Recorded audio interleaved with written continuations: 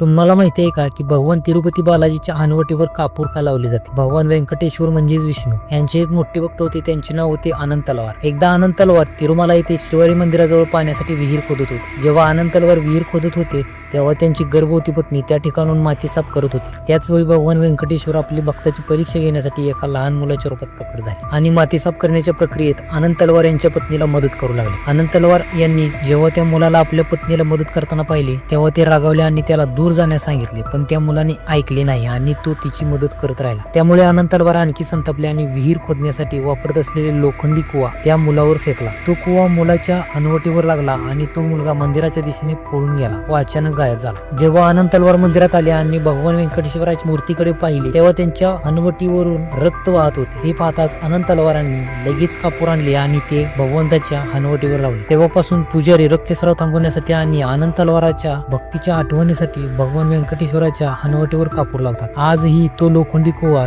तिरुमला येथील श्रीवारी मंदिराच्या भिंतीवर लावलेला आहे. मित्रांनो, व्हिडिओ आवडल्यास लाईक करा आणि आपल्या चॅनलला सबस्क्राईब करा.